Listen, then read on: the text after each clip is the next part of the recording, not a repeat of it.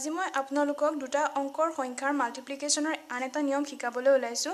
এতিয়া দুটা অংকৰ সংখ্যাৰ যেতিয়া পূৰণ কৰিলে আমি দশকৰ ঘৰৰ সংখ্যা যদি একে হয় আৰু এককৰ ঘৰৰ অংকৰ দুইটাৰ যদি যোগফল 10 হয় তেতিয়া হলে তাৰ এটা অতি সহজ নিয়ম আছে। গতিকে সেই নিয়মটো দেখাবলৈ ওলাইছো। গতিকে তাৰ কাৰণে প্ৰথমতে এটা উদাহৰণ লম।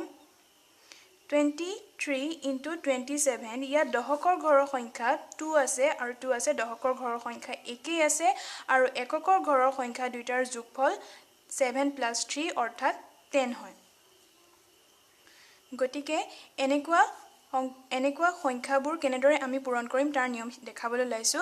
গতিকে চাওক, এতিয়া ইয়াত আমি দুটা ঠাই প্ৰথমতে লৈ লম আৰু এতিয়া আমি প্ৰথম ঠাইত আমি কি কৰিম, প্ৰথম ঠাইত এই 2 ৰ লগত আমি 1 এটা যোগ কৰিম আৰু ইয়াত যেহেতু 2 আছে আমি 2 দিয়ে ইনটু কৰিম।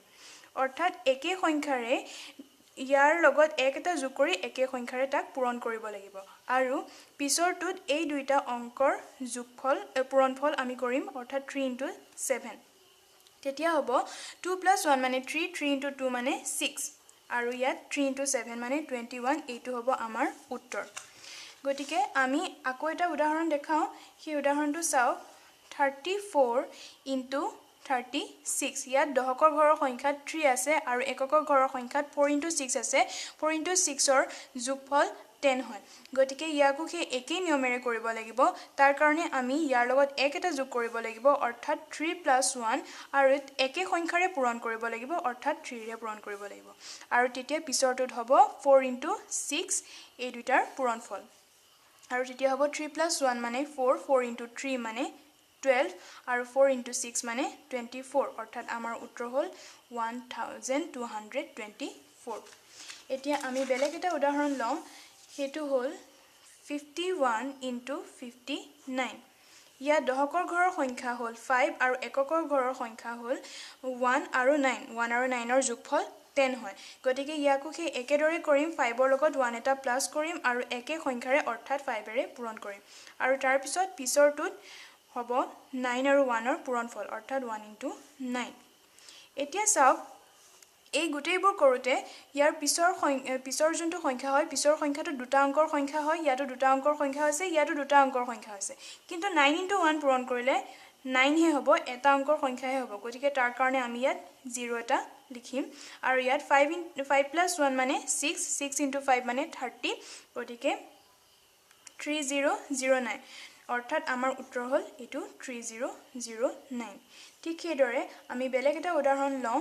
72 into 78 এতিয়া ইয়াতো দশকৰ ঘৰৰ সংখ্যা হৈছে 7 আৰু এককৰ ঘৰৰ সংখ্যা হৈছে 2 আৰু 8। 2 আৰু 8 ৰ যোগফল 10 হয়। গতিকে ইয়াতো একেই নিয়ম হ'ব। গতিকে ইয়াত হ'ব 7 plus 1 আৰু একে সংখ্যাৰে পূৰণ অৰ্থাৎ 7 ৰে পূৰণ আৰু ইয়াত হ'ব 2 into 8। তেতিয়া 2 into 8 মানে 16, 7 plus 1 মানে 8, 8 into 7 মানে 56। গতিকে আমাৰ উত্তৰ হ'ল এইটোৱে 5616। ঠিক সেইদৰে আমি বেলেগ এটা উদাহৰণ লওঁ। 95 into 95 ইয়াত আমি একেই সংখ্যা লৈছো। ইয়াত দশকৰ ঘৰৰ সংখ্যা 9 আৰু এককৰ ঘৰৰ সংখ্যা দুইটাতে 5 আছে। 5 plus 5 10 হয়। গতিকে ইয়াতো একেই নিয়ম হ'ব। ইয়াত 9 plus 1 into 9 একে সংখ্যাৰে পূৰণ। তাৰ পিছত 5 into 5 হ'ব। 5 into 5 মানে 25, 9 plus 1 মানে 10, 10 into 9 মানে 90। গতিকে আমাৰ উত্তৰ হ'ব 9025। এনেদৰে আপোনালোকে পূৰণখিনি কৰিব পাৰে।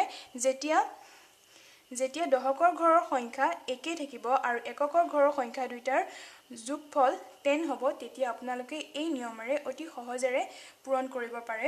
গতিকে ইয়াৰ কাৰণে আপোনালোকে ইমানবোৰ কৰিব নালাগে, আপোনালোকে ডাইৰেক্ট কৰিব পাৰে। তাৰ কাৰণে এটা উদাহৰণে দেখাই দিছো।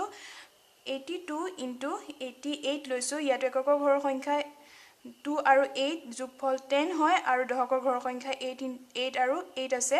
গতিকে ইয়াত সেম কৰিব 8 into 2 16 আৰু মনতে কৰি ল'ব 8 plus 1 মানে 9, 9 into 8 8 এদি পূৰণ কৰিব লাগিব। 9 into 8 72 হয় গতিকে 7216 এইটো হ'ল আমাৰ উত্তৰ এনেদৰে আপোনালোকে ডাইৰেক্ট কৰিব পাৰে এনেদৰে আপোনালোকে যত্ন কৰি থাকক আৰু যদি মোৰ ভিডিওটো ভাল পাইছে তেতিয়াহ'লে লাইক কৰক সাবস্ক্ৰাইব কৰক থ্যাংক ইউ